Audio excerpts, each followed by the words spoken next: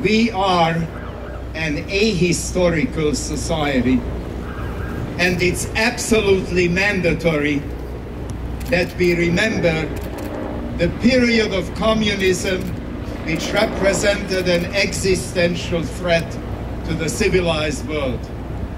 I salute and honor all those who played a role in bringing about this monument, so significant to the upcoming generation, which barely knows that not too many years ago, the communists felt that they were the wave of the future, that the future belonged to them.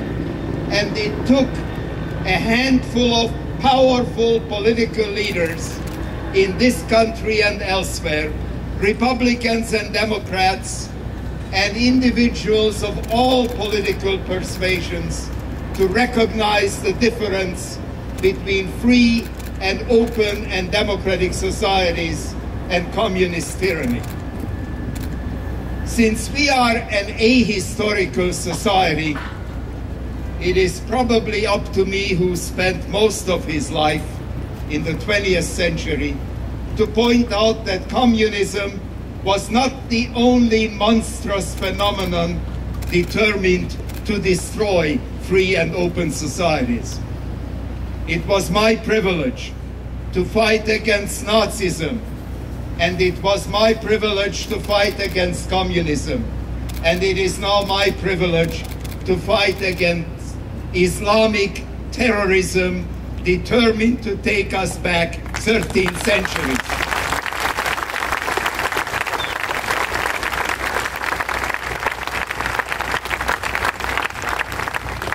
It was only a few months ago that I stood in Cleveland in front of a group of Hungarian Americans, Boy Scouts and Girl Scouts.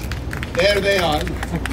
Boy Scouts and Girl Scouts, commemorating the 50th anniversary of the 1956 uprising. The 1956 uprising was the quintessential rise of the human spirit against communist tyranny. It had no chance of succeeding, people said. My view of the 56 uprising is not that it was a failure, it was a delayed victory.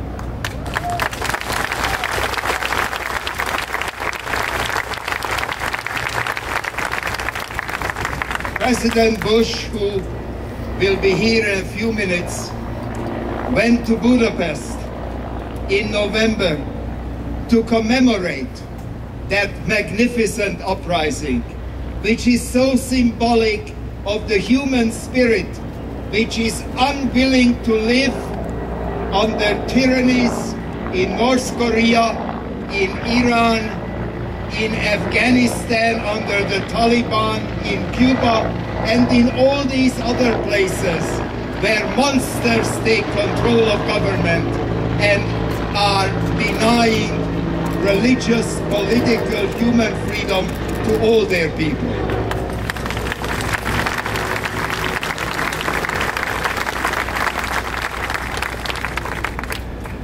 There is not the slightest doubt in my mind that long after the current tyrannies, exemplified by Ahmadinejad in Iran, will have been swept away by the forces of history, the United States of America, the city on a hill, the United States of America, of which not only I am proud to be a citizen, but every single individual who tasted communism from Albania to Estonia knows that without the United States of America, this existential struggle for human freedom and human liberty would have been lost.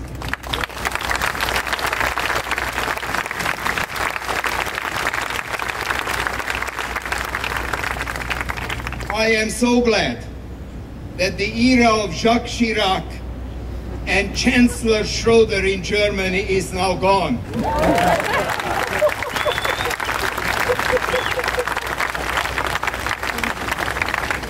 had occasion to point out to my German friends what we did for them in 2 generations.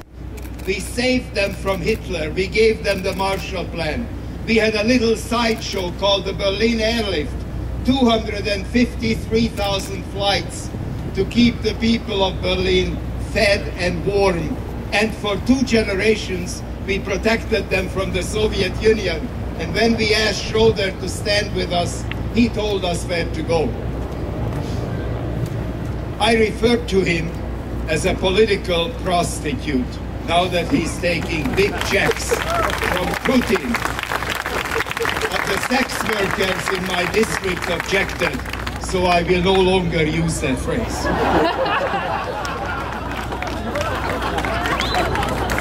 I told my French friends that Jacques Chirac should go down to the Normandy beaches. He should see those endless rows of snow-white marble crosses and stars of David representing